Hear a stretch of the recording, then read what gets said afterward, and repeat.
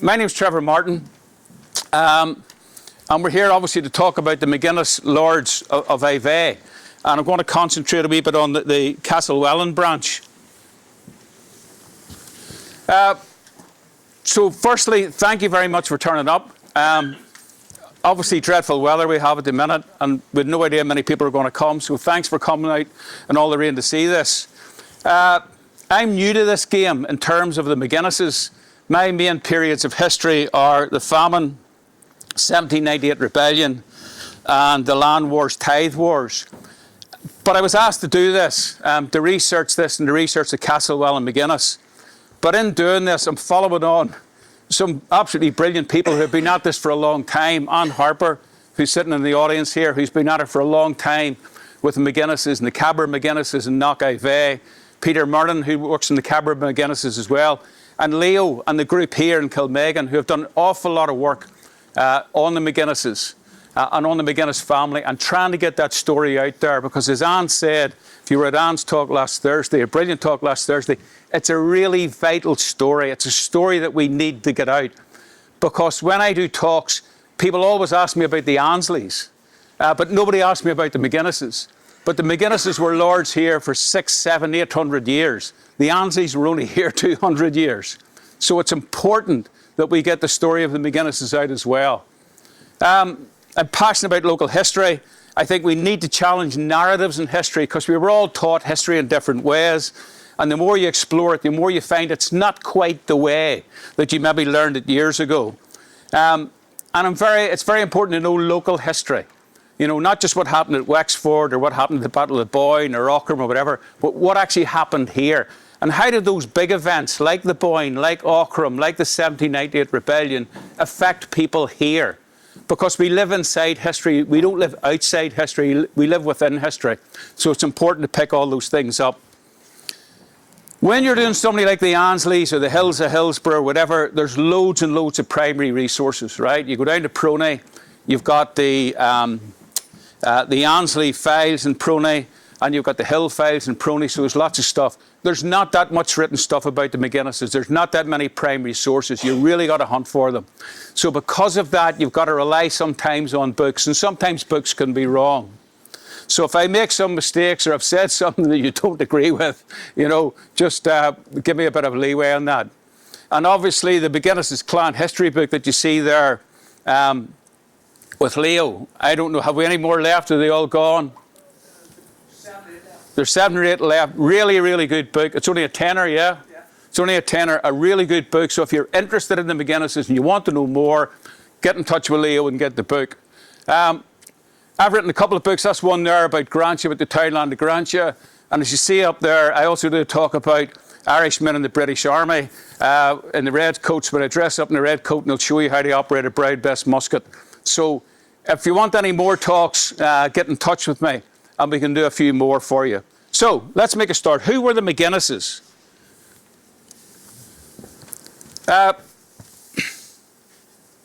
Right.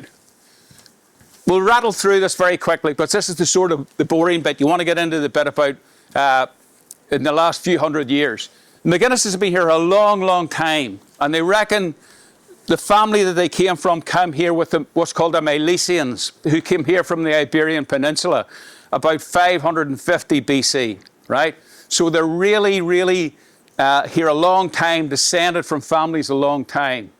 They were the lords of Ivey, and we'll look where Ivey was in a minute. They had a big relationship with the O'Neills on one side and with the McCartans on the other side. We'll explore that. And they operated a thing called Brehon law. And Brehon law was Irish law. And because they operated Irish law, they had bards in Irish law, poets who were connected to the family. And the poets for the McGuinnesses were the O'Roonies. And that's where you get Drumballyroney from, because it's the hill of the townland of the Roonies or of the Ronies. So they're very much connected with this area. A couple of inauguration sites they have. This is Knock Ivey, that Anne's very much involved in here. And this is another inauguration site at Warren Point. So there have a couple of inauguration sites already that you can actually go and see. There were about 12 different families of McGuinnesses, okay? They broke up into different factions and different families. And they were very fond of a thing called familicide, right? You've heard of homicide and fratricide. Familicide is when families kill each other. And it wasn't unusual. The McGuinnesses weren't unusual in that. The O'Neills used to kill each other as well. The McCartans killed each other. And it was because of the peculiar way that they chose the leader of their particular tribe.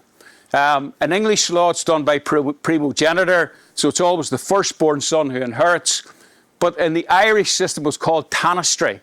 And what you done was you picked the person who was the strongest from the group, the family group that were entitled. So because of that, that caused factions. And it also caused people to kill each other. So it wasn't unusual. But the McGuinnesses were a big, big family, right? Everybody knows about the O'Neills. People know about the O'Donnells. The McGuinnesses were a major family. They were very much recognised by the English kings as the particular lords.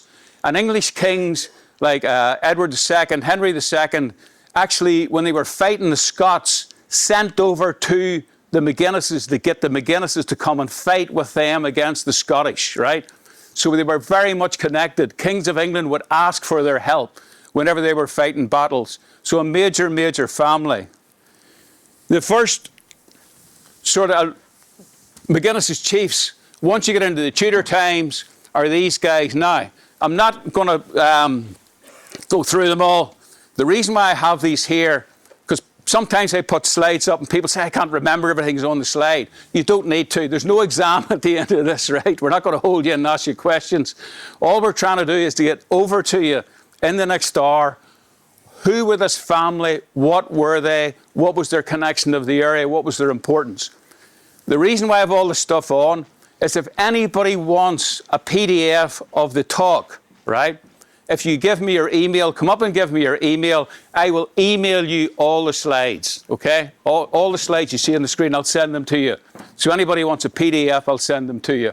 But that's really the McGuinness inheritance there as they come down. And you get the important ones like here. And this is Donald Keir. And Donald Keir has 9 sons, and he splits up the single McGuinness territory into 9 sort of different parcels of land. And that's where you start to get the different families emerging. We'll explore these in a wee bit more detail. Sir Donald Logue was knighted by Henry VIII. When I started to research Irish history, I couldn't understand how these Gaelic lords were fighting the English, but they were called Sir somebody. How were they called Sir somebody and they're fighting the English? They're knighted by the English, they're fighting the English. So we'll talk about how that actually works. But some of the McGuinnesses were knighted. Sir Donald Logue was knighted by Henry VIII. Sir Hugh was knighted by Elizabeth I. We then move slightly forward, and the McGuinnesses become what's called the Viscounts of Ivey, or the Lords of Ivey. So they become Viscounts. They're given this title by Queen Elizabeth. Sir Arthur's the first one. He marries Sarah O'Neill, daughter of the great O'Neill. So what you start to see here is the family starting to marry into each other. Very strategic marriages in order to bring people together. And we run down them, we will look at each of them in turn. And then we get to Brian. And because Brian fights with William III, the title Viscount becomes what's called attainted. It is taken off him because he's seen to be a rebel, he's seen to be in treason, and the title's taken off him. And we run right down, and we'll talk of these guys a wee bit of detail. And the McGuinnesses on this side end up in Spain. And we get into the Spanish connection. And someone was talking to me tonight about the Spanish connection of the actual McGuinnesses. So you can see through all the generations, they were a major, major family, very, very important. That's a map of Ireland. It's on its side, okay? So if I can show you, that's the Ards, yeah. That's Strangford Lough. It's called Lough Cohen there. Cohen means harbour in Irish. And that was its original name. It's now called Strangford Lough. But you'll see here the names. And you'll see the names McCartan. McCartan's a Kennelarty. And then just above that are the McGuinnesses. And the McGuinnesses were the Lords of Ivey. So where did they control? They basically controlled everything from about Lisburn to Dundrum to Newry. All that territory was called Ivey, and that was all McGuinness land, right? They controlled all of that land. It was known as McGuinness country. And that was a description of it in around the 1500s. It was said it was wild swamps, forests, poor roads not planted or enclosed. It was waste, desolate land, full of thieves, outlaws, and unreclaimed people. So not much has changed.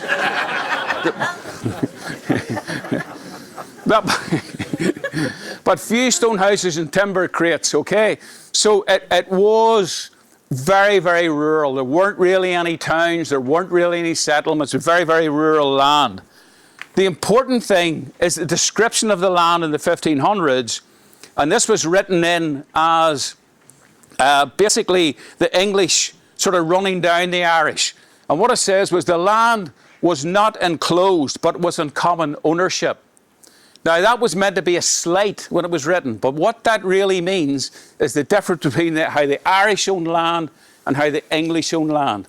Because the Irish owned land in common ownership. They didn't have the same concept of ownership that the English had, of mortgages and leases and rents. It was run in common for the people. The main families were Rathfriland, Corgery, Castlewellan and Kilwarren. I'll just try and get that. Give me a second, because I see that's just off a wee bit. We can try and pull that in a wee bit better, maybe.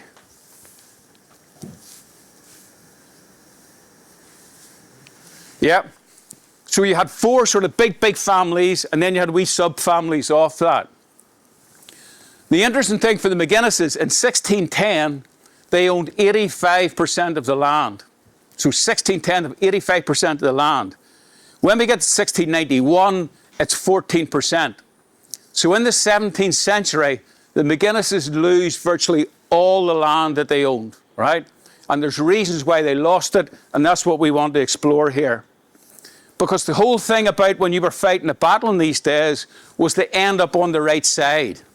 You didn't necessarily have to start out on the right side, but you had to make sure you were on the right side when the battle was over. Because when the battle's over, that's when they divvy up the goods. And the McGuinnesses sometimes ended up on the wrong side. So the McGuinnesses went through what's called the Normans, the 9 Years' War, 1641 Rebellion, Cromwellian Wars, and the Williamite Wars. So because of invading armies, and the English invading armies, the McGuinnesses lose land. But they didn't just lose land because of war. They lost land because of legally how they were treated. And we'll explore that in terms of surrender and re-grant. So they lost it through legal misunderstandings. They got themselves into debt. And also what I call carpetbaggers. People who came across and seen an opportunity to take land off the McGuinnesses. And then eventually, because we'll talk about Castlewellan, they sell to Ansleys in 1741. So we'll end us around 1741. The McGuinnesses, whenever it goes to the Ansleys. So if we look at the McGuinnesses and the Normans, the Vikings come, the Vikings go, right? Vikings come, plunder, rape, take slaves, disappear. They stay down south. The Viking build Dublin. Dublin is a Viking city. Wexford, Waterford. But in the north, the Vikings tended to come, plunder, and then leave, right? So the first time the land really is invaded and held is by the Normans. The Normans arrive in Dublin, sweep up the east coast, right? And build castles up the east coast, move into Leinster. Now, everybody thinks that the English invaded Ireland. The English didn't invade Ireland. The English were invited into Ireland, right? And they were invited in by a guy called Dermot McMurrough. Dermot McMurrough was the king of Leinster, and he was fighting with the king of Breffni, who was a guy called Tiernan O'Rourke, fighting over a woman, right? As most men do. So they're fighting over a woman. McMurrough gets his lands taken off him. He goes to Henry II. He says to Henry II, look, is there any chance you can give me an army to get my lands back? And Henry II says, no, not interested. Ireland, no way. Full of lunatics over there, not much over there, not interested. But here, go and talk to my Norman knights, because they might go. So he goes to talk to a couple of Norman knights. He talks to a guy called Strongbow, Richard de Lacy, John de Courcy, and they turn around and say, yeah, we'll come across. So they come across, right, with their army. They beat the Irish, but they don't go home, right? So it's a bit like when you invite somebody to your house for the weekend, a couple of people the weekend, say, want to stay a couple of nights, and they're still there next Thursday, and you wonder if they were going to leave. So it's a bit the same as the Normans. So the Irish invited the Normans in, but they didn't think they would stay, but they stayed, right? And they built castles all up the east coast. That's Dundrum, and that's Dromore Mound, the Mound at Dromore. Now, how's that important to McGuinness's? These castles and these forts are in McGuinness country. They're in McGuinness land, but they're untouched. So there must have been some relationship between the McGuinnesses and the Normans where they actually never bothered each other. And the reasons why the Normans never bothered the McGuinnesses is because once you left the McGuinness's territory, you're into O'Neill land. And the O'Neills are the most rebellious and strongest tribe in Ulster. So the McGuinnesses being in between the Normans and the O'Neills suited the Normans just fine. So they had a wee relationship where they never really bothered each other very, very much. We then move into what's called surrender and regrant. And this is where you get this knighthood, right? This is the bit I can never quite understand. Whenever the English beat the Irish, so they'd come over here, the Irish rebelled, the English would beat the Irish. The English couldn't stay here because they're always fighting the French, sometimes fighting the Scots. They don't have a big army, so they've got to go back. So they would take their English troops back out of Ireland, and in another 40 years, the Irish would start another rebellion. So they wondered, how do we try and solve this? And they thought, we'll try and solve it what's called surrender and regrant. So they said to the Irish lords, whenever they beat them in battle, like, I'll tell you what we're going to do. We'll give you your land back. You surrender your land to us, and we'll re-grant it back to you. We'll give you a nice title, Sir something or Lord something or other, right? And we'll give you the protection of the English. Now, you think that's a good deal. And in a sense, it was a good deal. But there were problems with it. And what they said, we'll only give you the land back if you swear allegiance to the monarch, if you give up your soldiers, cattle and money whenever we need them, if you wear English clothes, adopt English customs, you speak English, you don't speak Irish, and you adopt the Reformed faith, which is Protestantism. So they said, if you do all those things, we'll give you your land back and we'll all call it quits.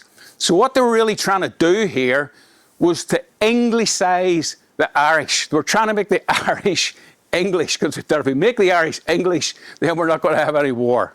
So it's called surrender and regrant. And they did this with the O'Neills, and they did with the McGuinnesses, and they did with loads of people. And the McGuinnesses surrendered and regrant most of their land. And the guy who ran Uri at that time was a guy called Bagnall, Sir Nicholas Bagnall. And that's where you get Bagnall's Castle in Uri. He was the Marshal of Ulster. And he and the McGuinnesses sort of got on fairly well together, started to look after each other. So the McGuinnesses ran through a period here where they were adopting English ways, maybe with their fingers crossed behind their back, but they were adopting English ways in order just to be left alone. And they knighted two more. Henry VIII knighted Donald O. McGuinness and Art McPhelan McGuinness. They were knighted with Conback O'Neill, brought over to London, given knighthoods, a few drinks, bit of a swally over there, a bit of crack over there, sent back home again, said, we're trying to make them Englishmen. That's what they were trying to do. And in fact, Sir Hugh McGuinness was actually said by Bagnall. He said he's the most civilest of all the Irish in these parts. He liveth very civilly, and English like in his house. And every festival day, he weareth English garments about his followers. So that was him paying him an enormous compliment. And he would say to Queen Elizabeth, this guy, we really got this guy, really, really good English guy. That picture at the top is a picture of Irish soldiers. There's very few pictures of Irish soldiers in the 16th century. That picture was done by a guy called Albert Dürer, was an artist, and they are Irish soldiers. And there's Irish soldiers who would have fought for the English at this particular time in Scotland or in France, wherever they were needed. So that's surrender and regrant. What then happens is the start of where things go wrong for the McGuinnesses. And the first place it starts to go wrong, it's what's called the 9 Years' War. This guy starts the 9 Years' War, is this boy at the top. He's called Hugh O'Neill, Sir Hugh O'Neill. And he is the O'Neill. He is the top O'Neill in Ulster. He was raised in the Pale and raised very much in the English way. And they actually thought he would be very much a big weapon for the English in Ulster. And in fact, he was at first, because whenever the Maguires rebelled in Fermanagh, Hugh O'Neill fought with Bagnall in order to subdue the Maguires. But he very quickly realised that he was a Gaelic lord, he was an Irish lord, and he went into rebellion. And he went into rebellion with a guy called Red Hugh O'Donnell. They both went into rebellion together. Now, Hugh O'Neill's quite a boy. You could do a talk about Hugh O'Neill himself, quite a character. He was a bit like Katie Price. He had plenty of marriages. He had no problem marrying people. He was married at least 4 or 5 times. First time he marries another O'Neill. The second time he marries an O'Donnell, and that links him with Red Hugh O'Donnell and the O'Donnells.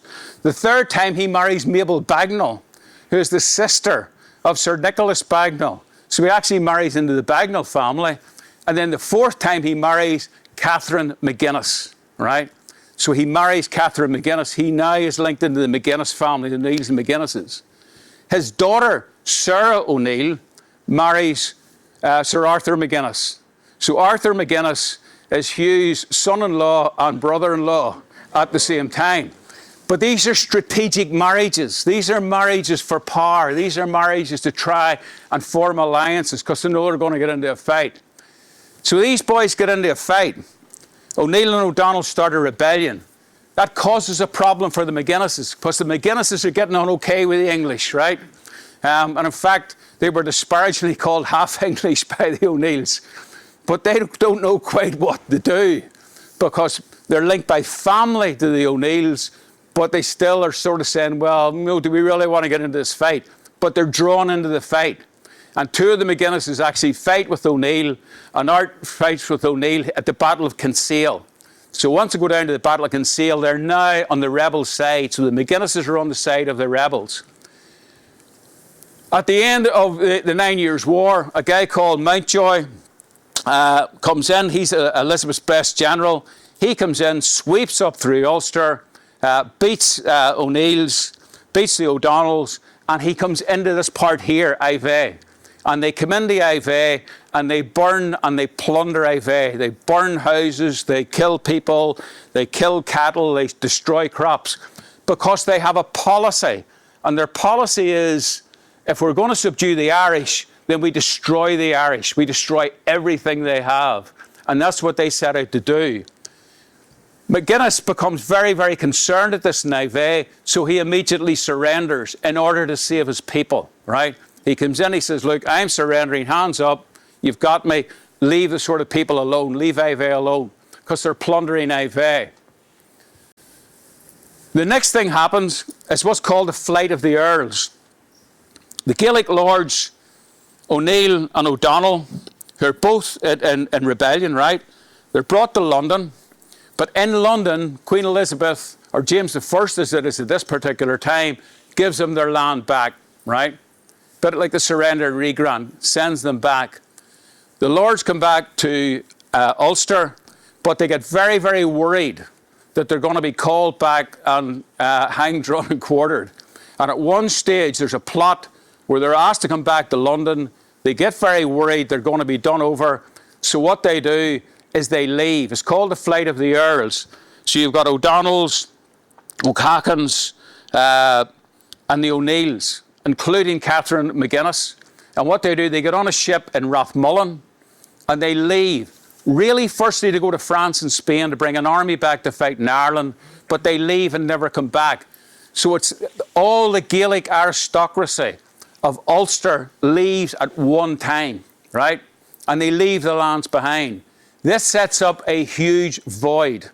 Armagh, Tyrone, Donegal, there's nobody in it. There's nobody running it anymore.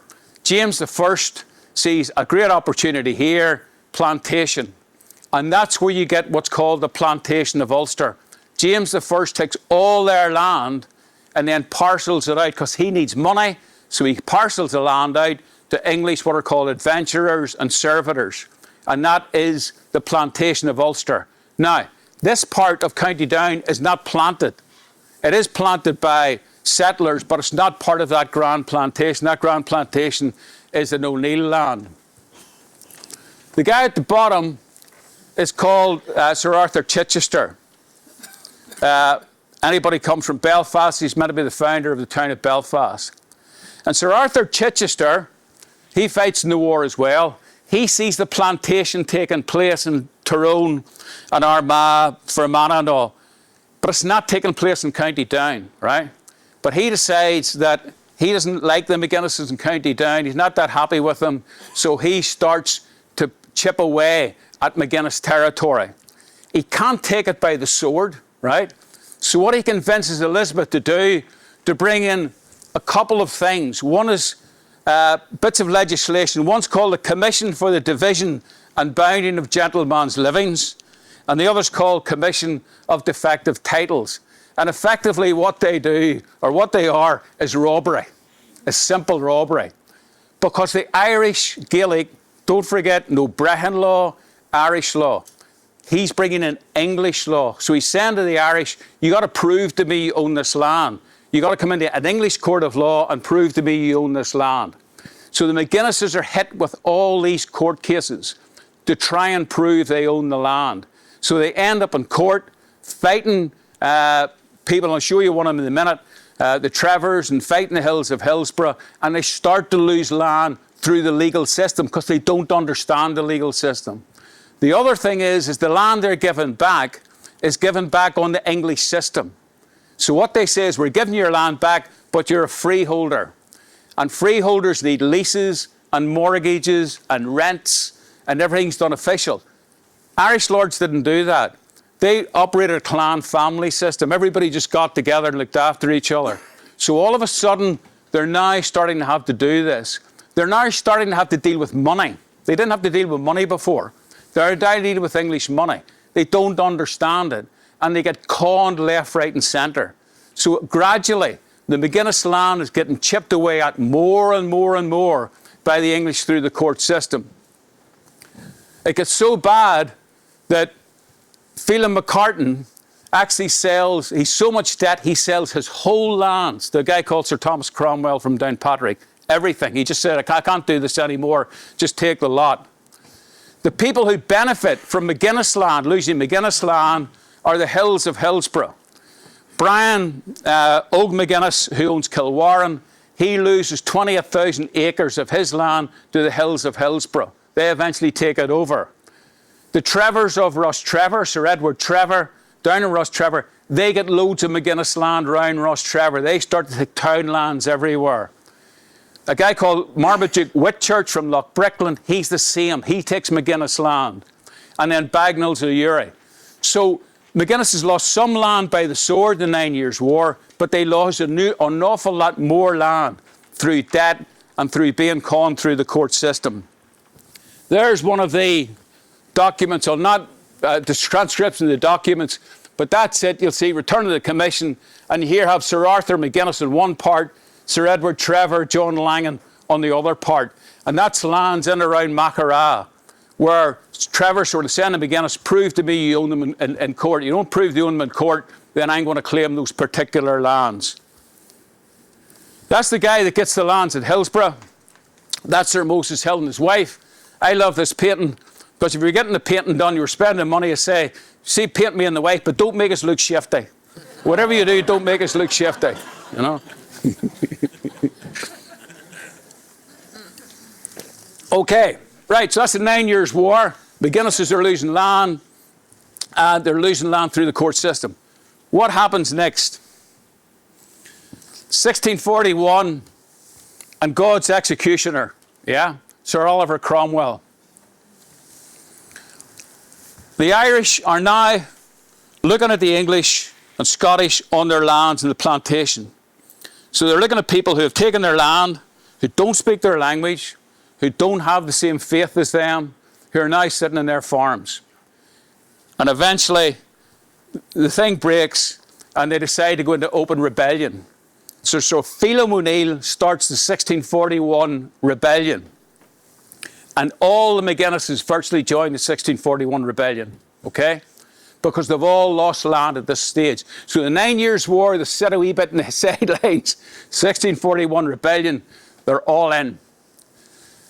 And how we know they're all in is you can read the depositions from the 1641 rebellion. Great website if you're interested in it. Trinity College Dublin, tcd.ie. And just type in the Down Survey. Just Google the Down Survey and you'll get all this information up. The 1641 depositions were done after the rebellion. And people came in and they sat down with people and they said, right, here, you were here in the rebellion. How did it go for you? What happened? So people would give their experiences, what happened in the rebellion. Now, these were done about 1650. You've got to take them with a pinch of salt because they're really insurance claims, right? There are people saying, oh, the Irish come in and they killed 15 of my cows. And that fella, Trevor Martin, he burned my house down. So I want his head cut off and I want my house back. But in the 1641 depositions, a guy called Peter Hill, who was the sheriff of Downpatrick, lists the McGuinnesses in 1641 rebellion. And he lists about 140 of them. I stopped counting them. It was about 140, 150. McGuinnesses from here, from Ivey, who he says were all involved in the rebellion, burning, slaughtering, murdering people in the rebellion. Now, we know some of them were. The most famous one was Sir Con McGuinness. Sir Con McGuinness was heavily involved in the rebellion, was one of the major leaders. He burns Newry, he burns Dromore, he attacks Lisburn. He doesn't quite get into Lisburn, but he attacks Lisburn. He goes into Downpatrick, and they burn Downpatrick as well. So Sir Con McGuinness absolutely was one of the leaders of the rebellion. But most of the McGuinnesses were at that particular time. Lady Sarah, you remember Lady Sarah? Daughter of the O'Neill. She was said to be very cruel. She lived in Narrowwater Castle at the time, and she was said to be very bitter and very cruel against the English. So the McGuinnesses now are involved in the rebellion. Then what happens is Cromwell arrives with a new model army, okay?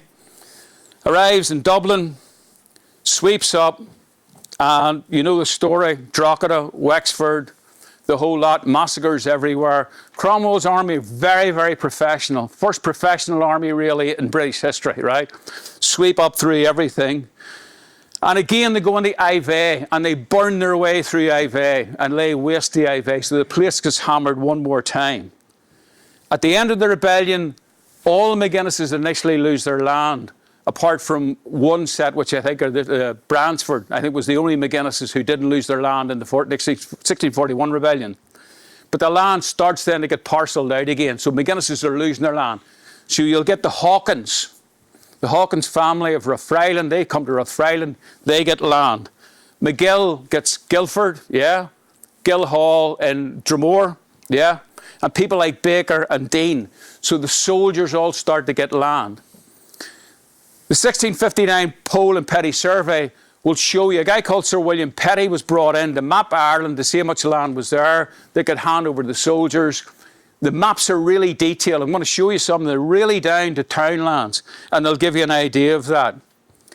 At the end of the rebellion, Oliver Cromwell dies, and then you get what's called the Restoration, where King Charles II then comes back in, and the McGuinnesses appeal for their land back, right?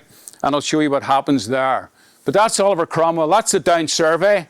And you can go into townlands. It'll show you the townlands, who owned it before 1641, who owned it afterwards. That's the TCD. That's Bertie Ahern. He wasn't in the 1641 rebellion. In case you're wondering, I never thought Bertie Ahern was in a rebellion. Great story about Bertie Ahern. Bertie Ahern became the Taoiseach. He went over to see Tony Blair. And he went to see Tony Blair. He first visited the Foreign Secretary. And the Foreign Office is the most beautiful office in London, far better than Downing Street.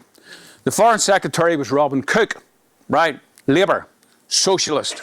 So Robin Cook becomes the Foreign Secretary, he goes into the office, and he looks at his office, this beautiful big office, and hanging around the wall are all these portraits of all the people who built the British Empire, who occupied India, who occupied the West Indies, who occupied the Americas, who built the British Empire all around the wall.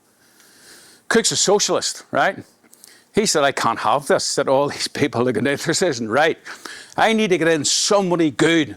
So who does he bring in? A good parliamentarian, Oliver Cromwell. Because the English view of Oliver Cromwell is completely different to the Irish view of Oliver Cromwell, right? The English, he's a great parliamentarian. He cut off the head of King Charles. He established the only revolutionary democracy in England, only lasted 13 years in England's history. The only time you ever had a democracy in English history, revolutionary democracy in English history, was the Commonwealth, lasted 13 years, Oliver Cromwell. So what does he do? He puts a picture of Oliver Cromwell right behind his head, right? First visit, Bertie Ahern.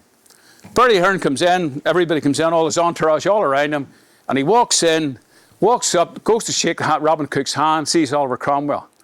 And he turns around and he says, we're out of here and we're not coming back in until you get that murdering bastard off the wall. And they storm out. Cook doesn't know what he's talking about. So Cook's getting up and he's looking around the wall. And he doesn't know which of the murdering bastards around the wall that he needs to get rid of. That's in the Public Record Office in Belfast, and that's one of the leases of land that's given to the English Army. Cromwell couldn't pay the English Army. They had no money. They'd run out of money. So instead of giving them money, what they gave them were debentures of land. So they give all their soldiers bits of land. They handed 33,500 soldiers Irish land. Only 1,200 or only 12,000 stayed. Most of them went home because they want to go home to their wives and kids, right? So what they did was they sold the wee bits of land they had to their officers. So their captain, he got some land, all the sergeants, all the privates got land. They wanted to go home, so he bought all their land. And he bought it at a knockdown price. And that is the actual debenture there. Those are the soldiers' names. And that's the wee seal that they put on for the soldiers' names. That's their wee squiggles because they couldn't write. And that's the original document. It's brilliant when you go to the Public Record Office. It's not a photocopy. It is the document on vellum. It's actually on vellum. And they give you it, and you can feel it, and you can see it, and you can look at it. And that's Cromwellian soldiers selling their land to their officers before they went back to England. And that's their debentures. We get to 1660, right? Cromwell's dead. The king's back on the throne. The king on the throne is Charles II, right? So the Irish say, this is our advantage. We fought for the king against Cromwell. We want our land back. So they all write to Charles II saying, please, can we have our land back that Oliver Cromwell stole from us? And the McCartans apply for their land. And that's the McCartans there applying for their land. Or sorry, the McGuinnesses applying. That's the McCartan letter there. That's Phelim McCartan's actual letter. It's in the Public Record Office where he writes to King Charles. He said, please, can I have my land back in Kennelardy? And that's the McGuinnesses asking for their land back. But Charles II is sort of merry monarch. All he wants to do is to run about, chase women around the place, have a few jars. He's not really that fussed about giving anybody their land back. So very few of them get land back, but some do. And one of the ones that do is Castlewellan. So the Castlewellan McGuinnesses and the Tollymore McGuinnesses get their land back. Bransford wasn't taken away. They were the only ones that held theirs, but the others actually get their land back. So we're now back with the McGuinnesses have their land back in around this area. But what happens next? This dude comes along, right? Charles II dies. James II takes over. James II is Charles's brother. And we have a problem, right? Because James II is a Catholic. And worse than that, he's married to a Catholic who's the Italian princess, who's Mary of Modena. But the United Kingdom, or Great Britain, as it was then, and Ireland, want Protestant monarchs, right? They don't want Catholic monarchs, they want Protestant monarchs. From Henry VIII, Protestant, Elizabeth I, Protestant, right? They want Protestant monarchs. So they're not happy with this. But James II's in his 40s, and his wife Mary of Modena is in her 40s. Mary of Modena, they have no children. James has 2 daughters to his first marriage, Dion Hyde. Mary of Modena is his second wife, and they've got no children. So the Parliament say, well, we'll just hammer it out. It'll only take a couple of years or whatever. Both of them will pop their clogs. They'll be away, and that's it. And we'll just get a good Protestant monarch back in. But then what happens is Mary of Modena becomes pregnant. She's had about 13 miscarriages, so they weren't that concerned about it. But suddenly she gives birth, and she gives birth to a baby boy. And that baby boy is now in line to the throne of England, first in line. Now, he's called the baby in the warming pan. And the reason why that is that when she was giving birth, they brought in a warming pan to warm up the bed. And when they brought the warming pan in to warm up the bed, they bring the warming pan out, and there's a baby. She suddenly gives birth at that time. So the rumour was, because she had had so many miscarriages, there was a baby in the warming pan brought in, right? And that was always the rumour, right? That it wasn't really her baby at all. But irregardless of that, right? He's first in line to the throne. So now we have a big problem. Now we can't hold 5 or 6 years of Catholics. We've got a good prod in. Now we have a Catholic dynasty, right? And they have to do something. So Parliament go across the water to Queen Mary, Princess Mary, who would be next in line. And her husband is William, Prince of Orange. And they say to William, Prince of Orange, come across here with your wife. We're going to dump James II, and we're going to make your wife the Queen. And William says, well, that's all right. That sounds good to me. The only problem is I want to be the king. They said, you can't be the king because she's the one in line. You know, and if you think of it, when Princess Elizabeth became Queen Elizabeth, yeah, Philip wasn't King Philip, he's Prince Philip. When Victoria became Queen Victoria, he was Prince Albert, he wasn't King Albert. But William says, no, unless you make me the king, I'm not coming. So they made him the king. It's the first time and the only time in history when someone who wasn't a successor to the throne became the King of England. And that was William III. And then we have what's called the War of the Three Kingdoms, right? Because James II gets an army, William has an army, and then now we're going to start to fight each other. I'll not go through the whole Battle of the Boyne stuff, right? Because if you're from here, you know enough about it, right? But the Battle of Boyne, Battle of Aughrim, etc., etc. And the Irish are beaten at the Battle of Aughrim, right? Aughrim was the big battle. The Boyne was a skirmish, not a big deal, Boyne. Aughrim was the main battle. The Battle of Aughrim, the Irish are beaten. William's army, under a guy called Goddard de Ginkle, beats the army. And they have what's called the Treaty of Limerick. And the Treaty of Limerick, they say to the Irish army, you can't go back to your land, you've lost your land, and you can't live here. You can't stay here. You have to go. So they have to go.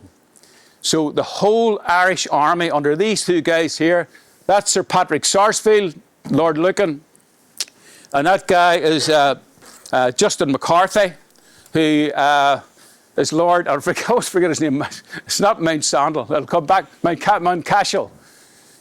They take the whole Irish army is about 12,000 men on the boats, and they go to France, right? And they fight for the French, they fight for the Spanish, they fight for the Austrians. They're called the wild geese. That's where we get the phrase, the wild geese. They're the Irish armies who are fighting for different kings in the continent. But loads of McGuinnesses. And Brian, who's the 5th Viscount McGuinness, who's the next in line for the McGuinness title, he goes, dies in Hungary. His brother Phelim becomes the 6th Viscount, dies in Sweden. Roger, the 7th Viscount, dies in Spain. So the McGuinnesses, who should be inheriting this land, who should be the Lords of Ivey, are dying in foreign lands. And I picked up a whole load of them. There's Bernard McGuinness, Colonel of Dragoons, 4 sons in the French army, all killed in the French army. Some of them come back, yeah? Arthur McGuinness, who goes to the Wild Geese, comes back and goes to Cabra, right? And he dies in Cabra. So some of them come back. Phelim comes back to Castlewellan, and Daniel comes back to Corgray. So some of the McGuinnesses come back, but quite a few of them actually die in France. Now, you're always looking for something of interest, and I came across this.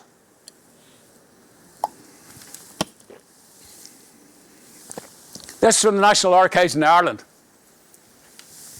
And these are birth details about Roger McGuinness. Now, Roger McGuinness, I think, is the 7th or 8th Viscount Ivey, fighting in the French army. And these are his children being born. Born in Paris, baptized in Paris. That's his daughter baptized in Paris, his daughter Mary. But look who the godmother is of his daughter. Mary R. Mary R is Mary Regina. That's the Queen of England. That's James II's wife. So James II's wife, the true and proper Queen of England, Scotland and Wales, is the godmother to Roger McGuinness's kid. You come down again, there's another child born to Roger McGuinness. The godmother is Louise Marie, and she is the Princess Royal in the Jacobite line. So that's how important the McGuinnesses are. You know, this is the royal family who are actually the godmothers of the McGuinnesses, and that's pictures of them there. Loads of McGuinnesses fight in the wild geese. There's a list of them there. Somebody's done. Captain McGuinness killed at Fontenoy. Captain McGuinness in Bulkeley's regiment. Captain McGuinness in Dillon's regiment killed in 1745. Loads and loads of McGuinnesses went with the wild geese, never to return. That's what they would have looked like fighting. That is a picture of the Irish Brigade. And that's the Irish Brigade going into the fight. I think it's the Battle of Fontenoy. And as you see here, Bulkeley's regiment, you've got Lieutenants McGuinness, right? So the McGuinnesses are a major part in the wild geese. Now, that's the Battle of Fontenoy. Anybody from Leitrim here? The Fontenoys? Leitrim, right. I've lived here 20 odd years. I used to drive past Leitrim and I seen the sign Fontenoys. And I thought it's a really odd name. Where does Fontenoy come from? There's not Irish about it, nothing Irish about it. And I didn't know it. I started to research it. And Fontenoy comes from the Battle of Fontenoy. The Battle of Fontenoy was fought in 1745 in Belgium. And what happened was the French are fighting the English, yeah? And the English are beating the French.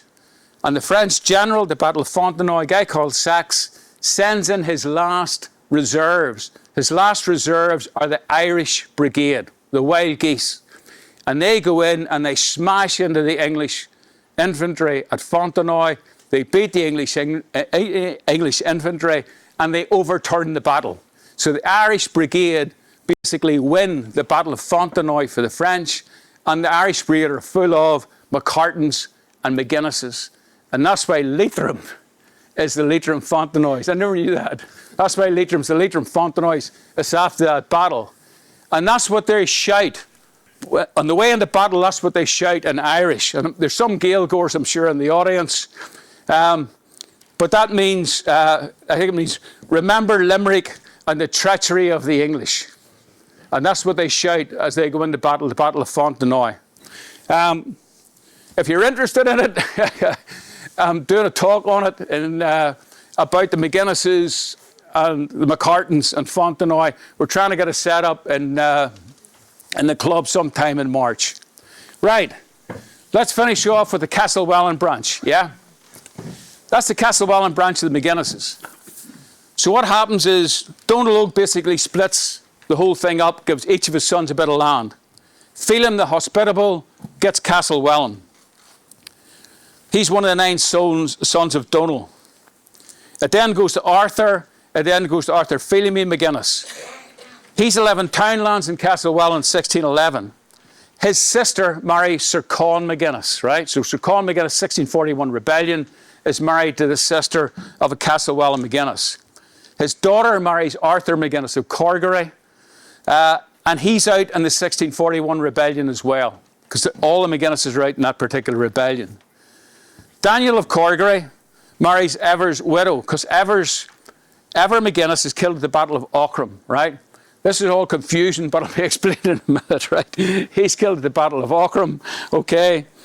And so they actually start to marry into each other's families. But essentially what happens here is the 2 McGuinness lands of Corgery, and Corgery is Drummondine. That's all Drummondine, yeah? So the Drummondine McGuinnesses, Corgery McGuinnesses, marry into the Castlewellan McGuinnesses, and the 2 estates basically join into each other. So this is the Castlewellan McGuinness line, and that's the land that they actually own. What happens then is Daniel gets into serious debt, and his brother Arthur, and they sell to the Ansleys in 1741. Arthur has no children. He has 3 natural children. We'll talk about them. But that's basically the Castlewellan branch. So you got Phelim, Arthur, Ever Phelimy, Daniel, Arthur, and then he sells. So what happens? Why does he actually sell? Why does it go? Why is Castlewellan important in the McGuinness line? That's from Josiah's Bodley survey, and you can see here he talks about the Castlewellan McGuinnesses. We come to the island of McGuinness, Castlewellan. We're alighting from our horses. We meet Master Morrison with many others. They had tarried there at least 3 hours, expecting our arrival, and in the meantime drank ale and Ishkaba is whiskey, with the lady Sarah, the daughter of Tyrone, Sarah O'Neill, and wife of the aforesaid McGuinness, a truly beautiful woman. We drank twice or thrice. After we had duly kissed her, we prepared for our journey. So the McGuinnesses are a big, big family, well established here in Castlewellan. There are other McGuinnesses here as well, Tollymore and Newcastle. Just briefly to talk about what had happened to them. Bran McHugh Mahockley McGuinness, he had Bransford. They were the Protestant McGuinnesses, yeah. It went to Phelim, and then Bernard. Theirs was the only land wasn't forfeit in 1691. All the McGuinnesses lost their land in 1691 apart from the Bransford McGuinnesses because they were Protestants. But what happens is they started to run out of a male line. So when they run out of a male line, the line goes to their Aunt Ellen. Ellen McGuinness has married a guy called James Hamilton. James Hamilton is the Earl of Clanbrassil, so it goes to him. He's called Lord Limerick. And when his line runs out, then it goes to his sister, and his sister is the Countess Roden. She's married to Jocelyn. So that's why Tollymore is owned by the Rodens, right? It's McGuinness land, it goes to Hamilton's through the sister, and then through the sister it goes to Jocelyn's and the Rodens. And that's how the Rodens get it. In terms of Newcastle, and that's the castle there at Newcastle, McGuinnesses have Newcastle. A guy called Felix McGuinness rebuilds the castle in 1588. And then it goes into Sir Con McGuinness. So Sir Con McGuinness owns it at the 1641 rebellion. Obviously, he loses it because they lose the land. And it goes to Hawkins. The Hawkins are from Rathfriland. He's an officer in Cromwell's army. He sells it to a guy called Edward Matthews. And then what happens, it eventually goes to the Ansleys. And the Ansleys bought, I think, about 1747. So that's the Tollymore Newcastle, what actually happened to them. In terms of Castlewellan McGuinnesses, very, very important family. And we pick them up, we can pick them up in newspapers and things at the time. They go to a funeral here in about 1617, the funeral of this guy in Merriman. We pick up the McGuinnesses, big service. There's Everfeely McGuinness. And what is this? Everfeely McGuinness, who owns 6,000 acres of land in Castlewellan, comes to the funeral with his relatives, Con McHugh McGuinness and Everogue McGuinness. So big, big family in Castlewellan. And here again is loads of stuff where we can pick up where the McGuinnesses were in Castlewellan. So people always talk about McGuinnesses. You always sort of say about Rathfriland, sometimes Kilwarren, and Castlewellan tends to be forgotten about, but it's vitally important. If we look at the survey, you remember the survey, the William Petty survey Paula talked to you about? It drills down into townlands, and you can pick it up. There's books and all on it. And there you'll see the townlands there. Now, spellings are a bit different, but there's Leganani, Benraw, Derryneil, Ballyward, Bacrameo, Closkelt, Clarkhill, and now you'll see Castlewellan and Dundreen. And you'll see there that the two guys, they're called titulados, right, which are sort of people of a wee bit of sort of money. And the two titulados in this particular area are Feely McGuinness and Feely McCartan, right? The interesting thing is, this is all the English who lived here, English Scots, and this is the Irish. And when you look at it, very, very few English Scots in this land. There still mostly were Irish who actually lived in the land, even about the 1650s, 1660s. That's one of the documents there of where the McGuinnesses are writing to get their land back, where they're requesting their land back. And there again, you can see the territory of Ivey, and there's all the townlands of Ivey, where the McGuinnesses are basically saying we want our land back. That's a McGuinness lease from 1720. And some of the leases are in Pronay. That's one of the leases in Pronay. But there you can see the signatures. There's Arthur McGuinness, Daniel McGuinness, and Daniel McGuinness Jr. So they're the owners of Castlewellan at this particular time. But as I said before, they get themselves into debt. They're already encumbered by a lot of debt. I don't know what their lifestyle was like, but in 20 years, or sorry, in 12 years, the McGuinnesses are in Dublin courts, I counted 50 times in 12 years, owing money to people, right? And there's a couple of letters there. And these are the original letters that are in the Public Record Office. And these are letters where people, the McGuinnesses are being taken to court for owing money. And you've got Arthur and Daniel McGuinness. So they must have known the writing was on the wall. Things were closing in on them. So what do? You establish yourself a wee brochure, a wee estate agent's brochure. So they do a survey of Castlewellan in 1727. This is sort of a friend of mine got a hold of the original survey, and he recreated the book, absolutely perfectly recreated the book. But that's a survey of the two estates, Castlewellan and Glenlagan. Glenlagan is a Corgery estate. That's a Drummondtine end, right? Remember the two families married into each other? And that's their end. And they pull up like an estate agent's brochure. And there's the brochure. There's the townlands. There's Macrameo, Ballymacreakin. It shows you how many acres there are. And then it'll give you a list of who's actually on them. And there's details. And that's the details of the townlands. That's all the areas of townlands and some of the names of the people who are on the townlands at that particular time. So that's the brochure I think they're pulling together. They say to somebody, we're going to sell Castlewellan and Corgery, and this is what you're going to get if you buy it. And as we know, it's bought by these two people here, William Annesley and his wife, Anne. She is the daughter of the Earl of Tyrone, yeah, one of the richest people in Ireland. Annesley's had a few quid as well, mind you, but she is very, very wealthy, really, really wealthy. They're married in Dublin. You can't really see that very well, but that's their actual, the wedding recorded up there. So they're married in Dublin.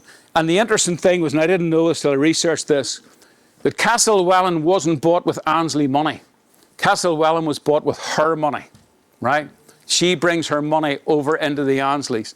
And that's the document. And it took me about a day to read through the whole thing, because it's written, obviously written in Old English. But when you read through it, the money to buy Castlewellan comes from her family. It comes with her family into the marriage. And they sell it for £13,500. That's what it's sold for. And that's the document. It all lays out about how the money's going to come across, who it's going to be transferred to. That's the indenture bill of sale for Castlewellan. And you've got Daniel McGuinness to McGuinness to Mussenden and McGuinness to Hilda. This confused me a wee bit, because we know that the boy who buys Corgery is called Joseph Innes, and the boy who buys Castlewellan is called William Annesley. But the deed I found seems to go to Mussenden and Hill. So I don't know whether it went to them and they pulled out of the deal, or it went to them because they were interim buyers or whatever. But the only deed I could find for the sale of Castlewellan is this particular one here. And you'll see there's Ballycastlewellan, and there's all the townlands all logged down. To give you an idea of what it was like at that time, that's a map from 1755, and I have the whole map here. I know I like looking at maps. I know there's map nerds everywhere. Come in, I'm a map nerd. I have the whole map of County Down, 1755. You can come and see afterwards. But that's what Castlewellan would have looked like. The Annesleys didn't live in Castlewellan, right? They lived in Dublin, and then they lived in Mount Panther, right? They bought Mount Panther, lived in Mount Panther. They built houses in Castlewellan later on, but initially they lived in Dublin and Mount Panther. When Arthur and Daniel sold to the Annesleys, they left a few problems behind. There were a few court cases, which they probably didn't tell William Annesley about whenever they sold it to him. And there's one there of John McGuinness, and it's a court case there against William Annesley, and you'll see there Arthur McGuinness. And that was on the ground that he thought he had some sort of deal where he had bought the land of Arthur, but Arthur suddenly sold it below him to William Annesley. For those here from Castlewellan who you think your families are here a long time, that's a list of all the tenants on the Annesley estate in 1746, right? So this is, or 1742. So this is literally the year after Annesley buys it. That's a list of the tenants. That's been transcribed by a guy called Tennyson Groves, transcribed loads of stuff in the Public Record Office. So if you think your family are original Annesley residents, then their names will be there. And there's lots of names that I see there that are here today. Just to finish off, That's some of the wills. The wills have been transcribed to the McGinnises as well, not some of their wills. There's the will of Daniel McGinnis there. And what I love about Daniel McGinnis's will, it says the usual things about leaving land and leaving things, but he has a line in the will. He says, I want to be buried beside my uncle in Machara. I want no howling or rhyming over my corpse, but rather decent prayers. So he's actually even telling them how to conduct a funeral. So lots of wills. The will we're interested in is Arthur, right? So Arthur McGinnis is the man who holds Castlewellan, sells to the Ansleys. So what I wanted to find out is what happens to Arthur. Where does he go? Where do the Ansleys go? So what we know is this. This is Arthur's will. He commits his soul to God, the Creator, hoping for salvation. He wants to be buried beside his uncle Philemy at Machara.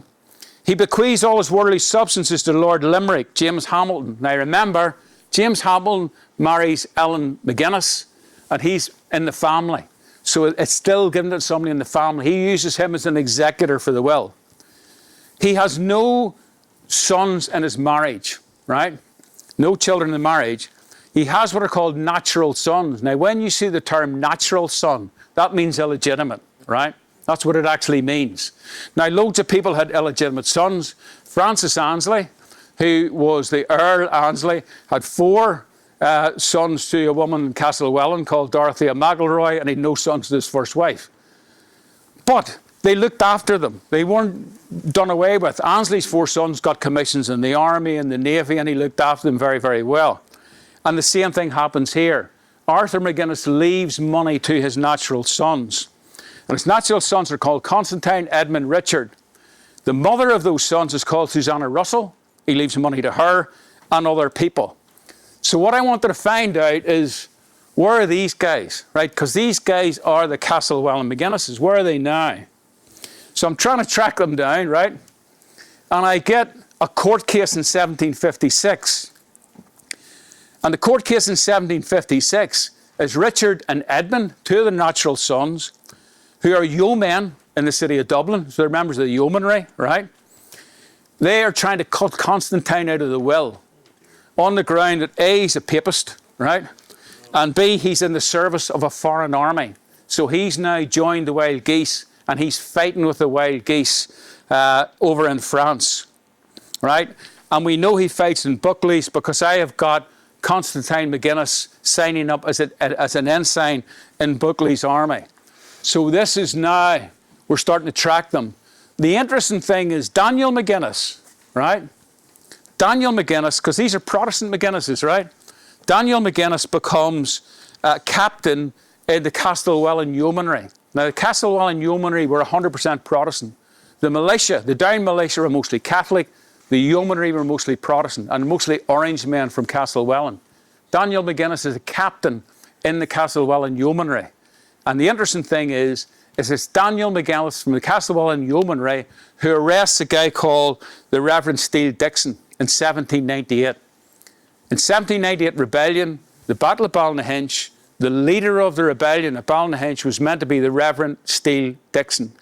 But he was arrested just before the battle, and Henry Monroe, who's a linen draper from Lisburn, he was the one who led the rebels at Ballynahinch. But the guy who arrested Steele Dixon was Captain Daniel McGinnis from the Castlewellan Yeomanry. So we're now going from Gaelic lords nearly over onto the other side. So what happened to these boys, right? Con McGinnis. I have a Con McGinnis, not sure it's the right one, but I have a Con McGinnis. I've tracked him down, and there's a Con McGinnis in 1746 who's arrested in Scotland and imprisoned in Carlisle.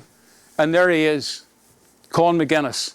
Why is he in Scotland in 1746? He's there because of that. That's the Battle of Culloden Moor, the last battle fought on British soil. And it's in the Jacobite Rebellion, fought between the Redcoats on one side of the Duke of Cumberland, Bonnie Prince Charlie and the Scottish on the other side.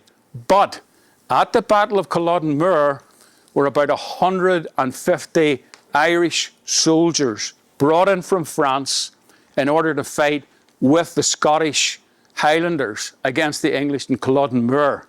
And they were Buckley's regiment. And who's in Buckley's regiment? Con McGinnis. So did our Con McGuinness fight with the Jacobites and Bonnie Prince Charlie in Culloden?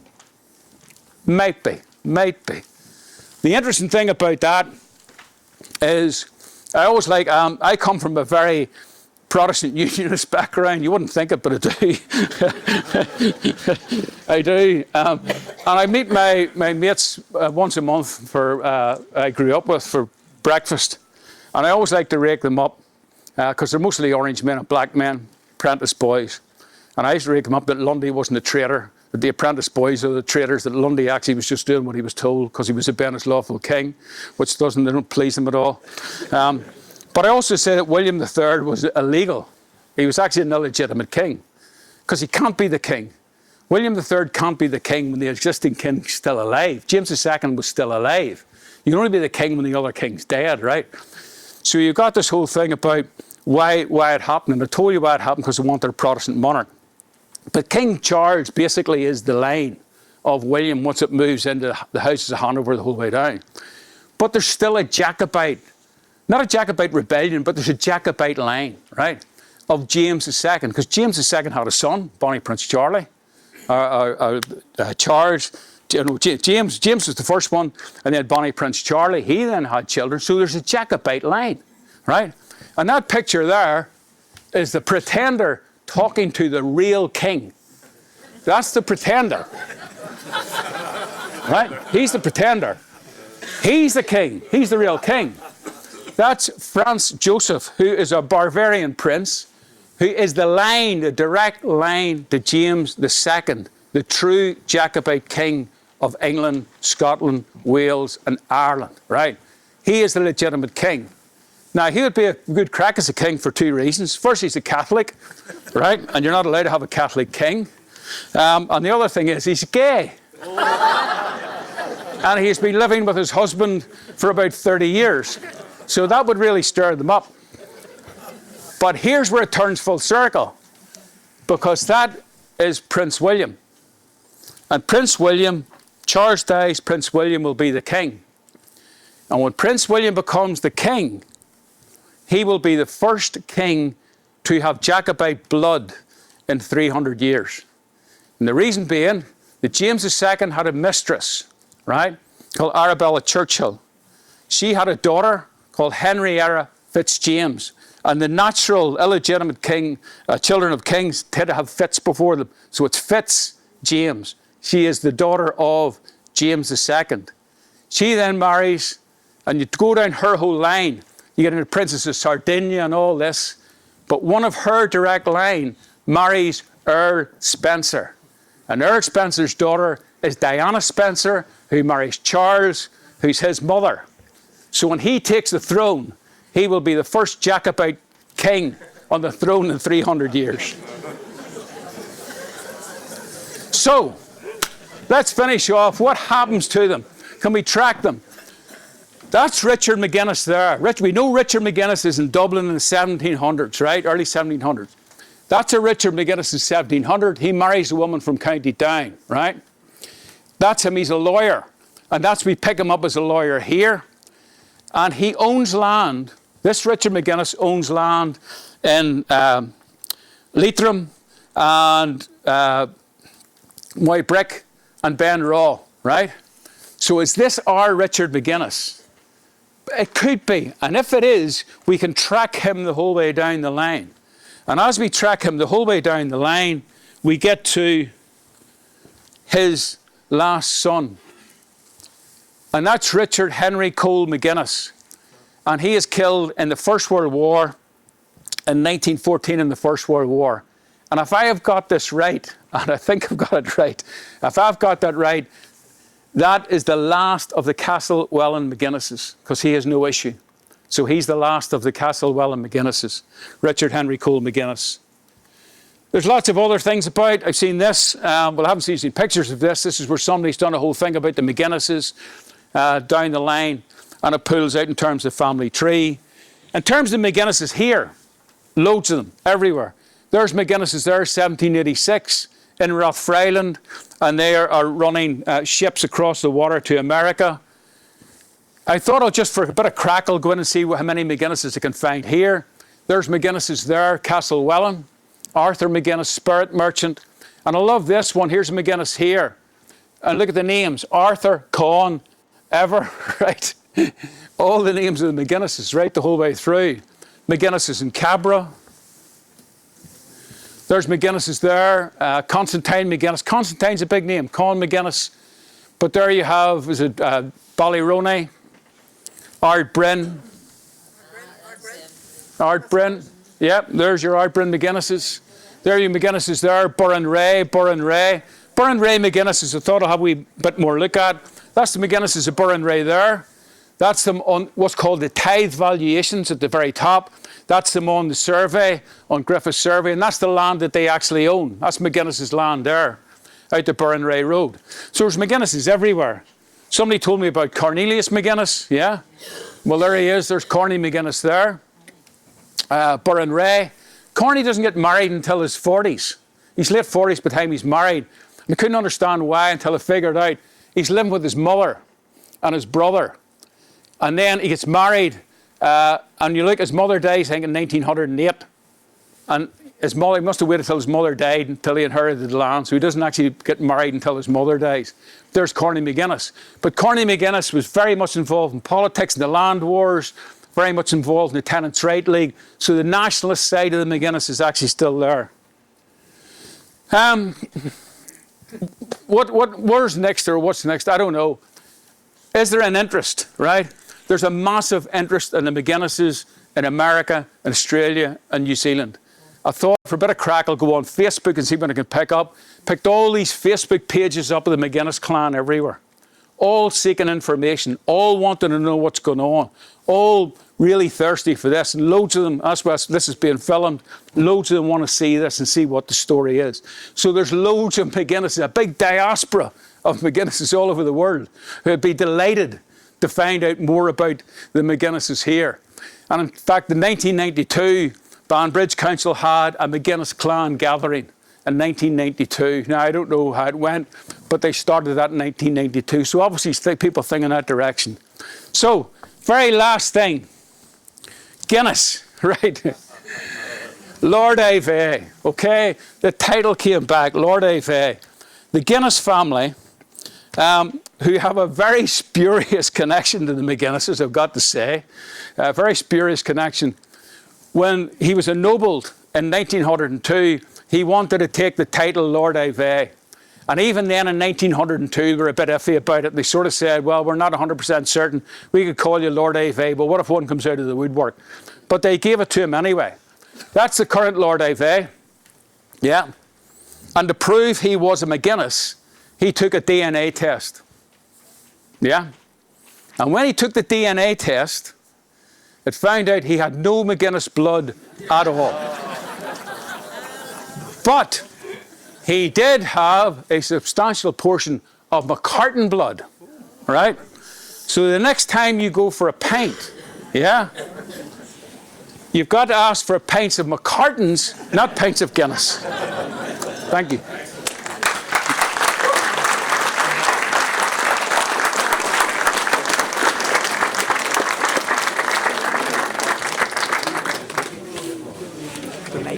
What? I have a mic. The mic? Oh, yes, if anybody's any questions, I think we're going to have tea and buns and biscuits and all sorts of things. But if, yes, go ahead. Yes. Yes. I'm not sure. I don't live too far from it, actually. I would assume so. I would assume so because it was called Guinness as a townland before Guinness. You know, before pints of Guinness.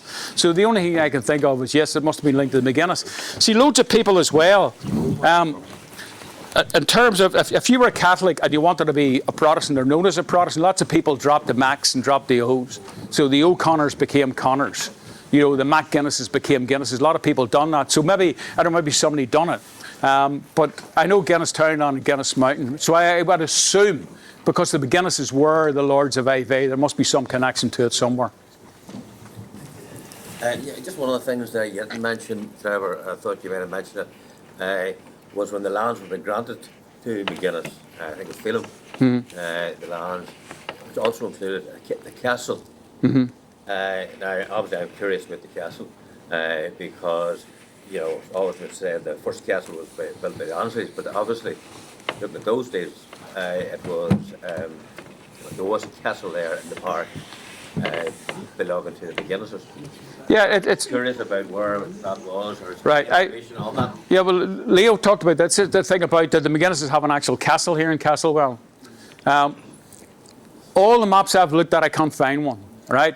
But there are bits of prose, or not prose, but there are bits of text that you'll find when you go back in documents that talks about the McGuinness house, or the McGuinness land, or the McGuinness seat, right? And in fact, one of them, I don't think I had it there, but one of them I read, it says something like, somebody goes to see and says, we went to the seat of the McGuinnesses. When the McGuinnesses was a family, this was their seat. Now, the seat could actually be the castle. It could be the castle, or it just might be another name for the family. But, you know, to be a family of that stature and not have something would be highly, highly unusual. Because you've got Rathfriland Castle, and most of the other, I think the Kilwarlen family had a castle somewhere around Eden Trillick. So it'd be very, very unusual to find it, that if it didn't have one. But certainly, and the thing is, I've only been exploring this for a few months, and you probably go into it in a lot more depth. But certainly, the earliest map I have that shows you anything, you're talking about 1755 or something. It probably is gone by then. But certainly, I would imagine the family of the size of the McGuinnesses here, there must be something. But it was actually mentioned, castle and land. Yeah. So, you know, I presume there was actually a structure, a castle. I would think so. It'd be interesting to find out where it was. Really interesting. Just two short questions. Yeah. I mean, following off from that gentleman there, I mean, so Tullahoe, as you know, for the Louise, Yep. Yeah. is not far from Dungannon. So is it not, to follow on your point about the castle, is it not more likely that when we have the inaugural seat of the McGuinnesses out of Rathfriland, that the castle then was probably not that far, it was more towards that direction, perhaps than the castle well. And then the second question that I have for you was, the earlier bit of your chatting, by the way, congratulations on Right. a fantastic Thank you. very thorough and very thorough. But, so you mentioned Dundrum Castle in one of your slides Yeah. there. Now, at one stage, I think I'm right in saying, the McGuinnesses then occupied, Yep. this was subsequent to the Normans, but they occupied Dundrum Castle. And I was just wondering, is that a function of the Gaelicization of the Normans then? Is that evidence of the Normans becoming Gaelicized in this area? You know the way they talk about Yeah. it? Became more Irish than the Irish. Yeah. Is that sort of a function of that they're now taking over the McGuinnesses, who presumably the castle was built to keep the McGuinnesses and others out at the time when the Normans built it. But now they're the actual owners and occupiers of it. So has that happened because the Normans themselves have over time become Gaelicized? But partly that, and partly because the earldom of Ulster collapsed. You know, you're exactly right. Whenever the Normans came, the Normans very quickly married into the Irish. And they started up Irish ways. And this was a big pain for the English. The English hated this. And the phrase was the Normans became more Irish than the Irish themselves. And they did do that. And the Normans then became what was nearly called the Old English. So you had the New English and then you had the Old English. And I think what happened is basically the earldom collapsed, and as the Normans, in a sense, got weaker and weaker and lesser, the McGuinnesses just moved in and they're on the castle. But the McGuinnesses ran the castle for hundreds of years. In fact, I think the castle was attacked twice in the 9 Years' War, and I think in the Rebellion. The castle was attacked and the McGuinnesses were in the castle.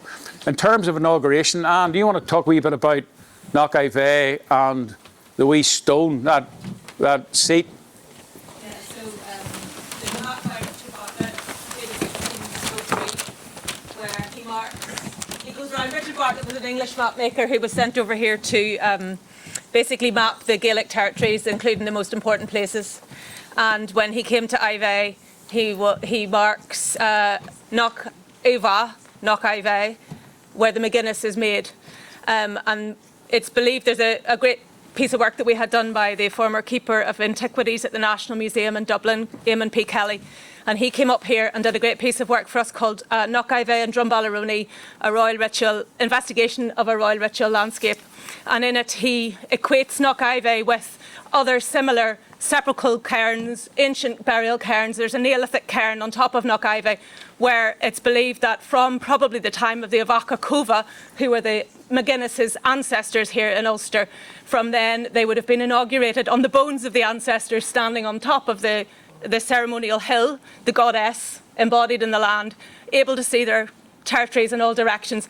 Someone's going to ask about Warren Point. It's very possible that that was a secondary inauguration place, but the original inauguration place, probably for thousands of years, was Knockivey, and then perhaps later on the Barrow, which is slightly, there's an old barrow lower down the hill, and we believe there was a stone chair sat on that barrow until the 17th century, at which point you probably know that the O'Neill's chair had been taken and broken up. And so we believe that the chair, which we know the location of the chair, was probably hidden in a bog to keep it safe. And so this stuff has been covered by Eamon P. Kelly in his research, if you're interested in it. And we're trying to get a right of way back for access to the summit. Okay. So thanks for trying. All right, thank you, Anne. The thing about it is Anne was saying, this is trying to provoke people to really push something here. There is a massive, massive story here. A massive story. I mean, you talk when I first did this talk, it was 3.5 hours long, and I had to cut it right down to try and get through. You do loads of talks about this. This is really, really important history for this area, and it really is a genuine shame that we don't discuss it enough. Yeah, that was a fantastic lecture. Far too much information, though, I'd have to say. My brain is full. But what I would like to say is that it seems to me, I have a couple of points and I have a question. It seems to me that the area of Castlewellan, if I was Mr. Ansley coming into this area, following on from the McGuinnesses, I would plant my house very close to the epicentre of the McGuinnesses. Therefore, I would plant my new house very close to the site of the old castle. We have done some geophysical work in the park, and I'm absolutely convinced that the remains of the castle are in the castle at the far end of the lake, right at the end of the avenue. Absolutely convinced. There are actually some crop marks appearing in dry weather, quite clearly rectangular areas of disturbance, and there is a very distinct mound which on the latest aerial photographs I've had a look at quite clearly, to me anyway, suggests that there is a class of a bawn surrounding that mound at the bottom of the lake. It's an absolute shoe-in for a bit of subtle investigative work. A couple of archaeological slit trenches across that would prove invaluable. The question I have for you is that when McGuinness was selling the land and you had his brochure, is there absolutely no mention in that brochure of, and you know what, lads, there's a big ruin of a house or some class of a... Nothing at all? Nothing. But there's very little in it. All it really gives you is, it gives you the front page, which tells you the two estates. Then there are maps of each of the townlands. And then there's just a list of the people who live in the townlands. It doesn't even show houses on a load of the maps. It's basically just there's so many acres and that's it. And that's all is on it. I have tried to get as many old maps as I can, but you can't get back that far in that amount of detail. That's the problem. But Robert, there is a castle marked on the map, is there not? Well, I have the 1755 maps here. It shows you something, whether it's a castle or not. I'm not. Yeah, there's a structure. Oh, there's a structure. Yeah. Those maps, I'm speaking sort of about a school of yeah. Because I'm a prehistorian, not a historian. But you don't put a structure on the map unless there's a structure there. They put churches on them. They put important structures on those maps, and it's there. And it seems to me that, if it looks like a duck's nest, like it sounds like a but it's hard to believe it wouldn't be there. There wouldn't be something there. I have the 1755 map there next door. That's why I thought I'd bring it in. In terms of, I always say the same thing in my talks. I bombard you with information.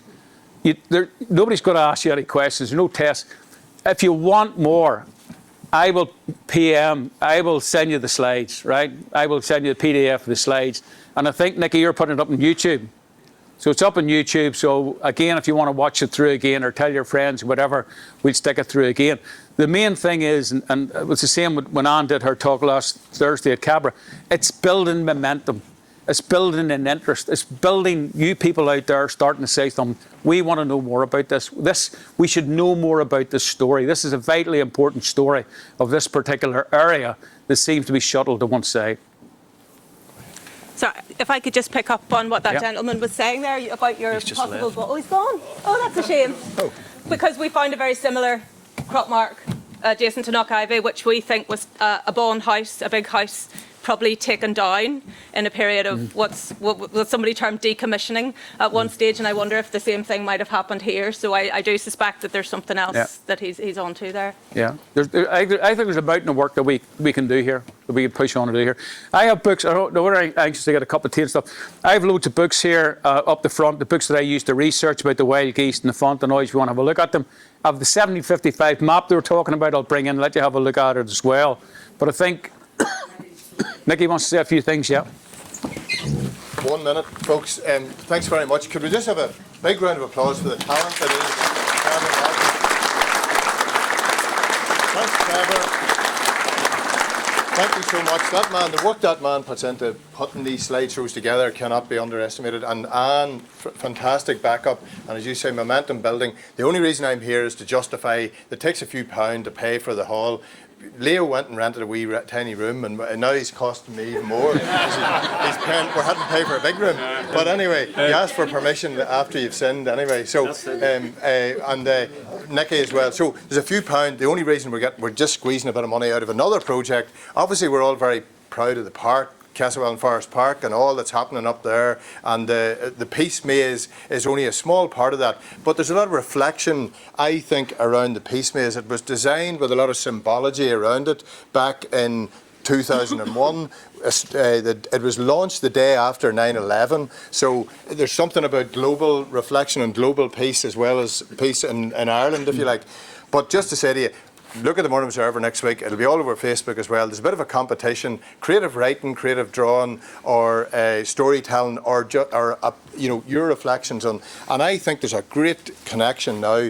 History didn't start in 1740. You know, despite our great attachment to the Ansleys, it has been going on from Anne's time to through the McGuinnesses and all the rest. You know, could somebody connect all that up in one brilliant poem? Please stick it in there. I'll make sure you win, honestly. So here, there's a